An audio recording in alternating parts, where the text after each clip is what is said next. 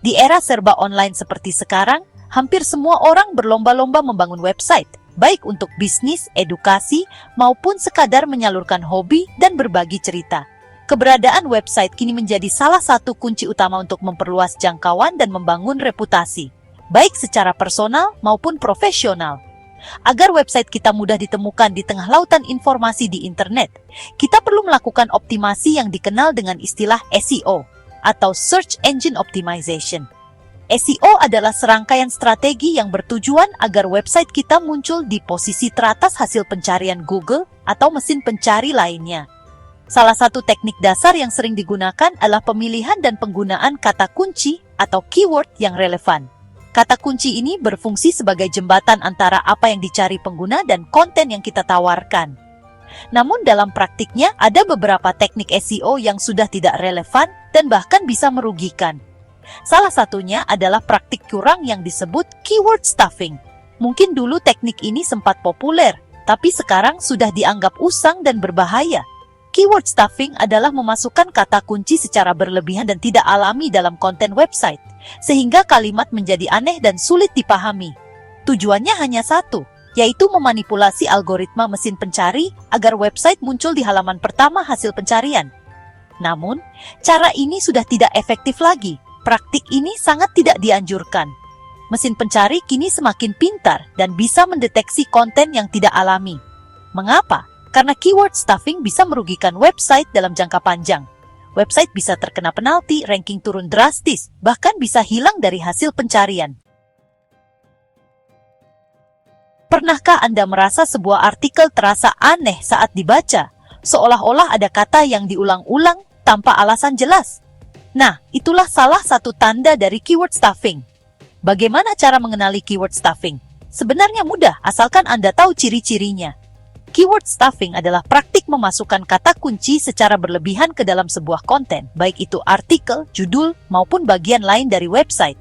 Praktik ini sering dilakukan dengan harapan bisa meningkatkan peringkat di mesin pencari, namun justru bisa menjadi bumerang. Ciri-ciri utamanya adalah penggunaan kata kunci yang berlebihan, tidak relevan, dan terkesan dipaksakan. Biasanya, kata kunci tersebut muncul berkali-kali dalam satu paragraf dan dalam satu kalimat. Akibatnya, alur tulisan menjadi tidak alami dan sulit dipahami oleh pembaca. Konten yang seharusnya informatif justru terasa membosankan dan mengganggu. Tujuannya bukan untuk memberikan informasi berharga kepada pembaca, melainkan hanya untuk menarik perhatian mesin pencari. Sayangnya, mesin pencari saat ini sudah semakin pintar dan bisa mendeteksi praktik seperti ini. Alih-alih mendapatkan peringkat lebih tinggi, website Anda justru bisa terkena penalti dan kehilangan kepercayaan dari pengunjung. Contohnya, bayangkan Anda sedang mencari informasi tentang cara membuat kue coklat. Anda pasti ingin menemukan resep yang jelas, mudah diikuti, dan memberikan hasil yang lezat. Namun, apa jadinya jika Anda justru menemukan artikel yang terlalu sering mengulang kata kue coklat tanpa memberikan penjelasan yang berarti? Anda menemukan website yang judulnya Cara Membuat Kue Coklat Enak, Resep Kue Coklat Mudah, Jual Kue Coklat Murah. Setiap kalimat di halaman tersebut dipenuhi kata kue coklat secara berulang-ulang, bahkan di bagian yang tidak relevan. Terlihat mencurigakan, bukan? Alih-alih merasa terbantu, Anda justru merasa terganggu dan ingin segera meninggalkan website tersebut.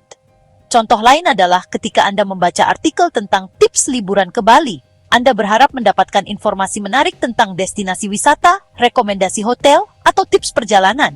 Namun, setiap kalimat dalam artikel tersebut seperti dipaksakan untuk memasukkan kata kunci liburan Bali, hotel murah di Bali, atau tempat wisata populer di Bali. Akibatnya, artikel terasa tidak alami dan kehilangan nilai informatifnya. Pembaca pun jadi malas melanjutkan membaca. Keyword stuffing juga bisa terjadi di bagian lain website seperti tag meta description, tag alt image, bahkan di URL website. Misalnya, meta description yang hanya berisi deretan kata kunci tanpa kalimat yang jelas, atau alt image yang diisi dengan kata kunci berulang tanpa mendeskripsikan gambar dengan baik. Penggunaan kata kunci yang berlebihan dan tidak alami ini akan membuat website terlihat seperti spam dan tidak profesional. Selain itu, pengunjung akan kehilangan kepercayaan dan enggan kembali ke website Anda. Ingat, tujuan utama membuat konten adalah memberikan manfaat dan pengalaman terbaik bagi pembaca, bukan sekadar mengejar peringkat di mesin pencari. Jadi, hindari keyword stuffing agar website Anda tetap kredibel dan disukai pengunjung. Google dan mesin pencari lainnya selalu berusaha untuk memberikan hasil pencarian terbaik dan relevan kepada penggunanya. Oleh karena itu, Google memiliki pedoman ketat tentang praktik SEO yang diperbolehkan dan dilarang.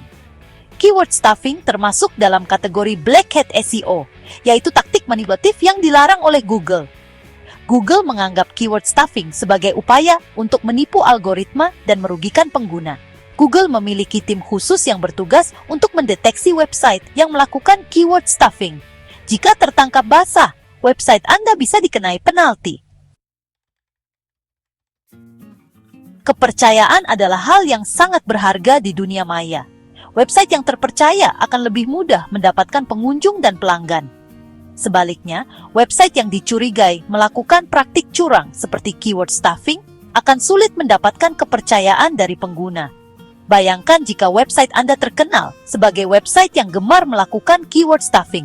Reputasi website Anda akan tercoreng dan sulit diperbaiki. Pengunjung akan ragu untuk berinteraksi dengan website Anda. Bahkan bisa jadi mereka akan menyebarkan citra buruk tentang website Anda kepada orang lain. Melakukan keyword stuffing sama saja dengan bermain api. Kalau beruntung, Anda mungkin bisa lolos sementara waktu. Tapi, jika tertangkap basah oleh Google, risikonya sangat besar.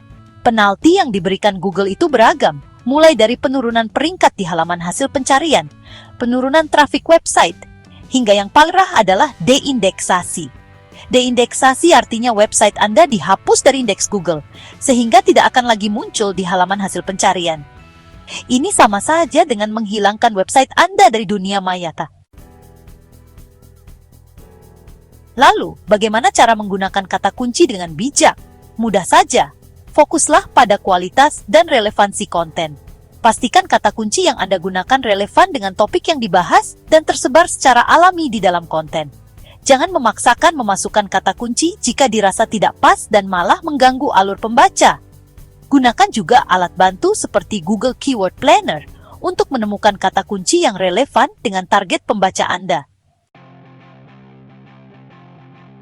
Ingat, tujuan utama Anda membuat website adalah untuk memberikan informasi dan nilai tambah kepada pengunjung, bukan sekadar untuk menarik perhatian mesin pencari.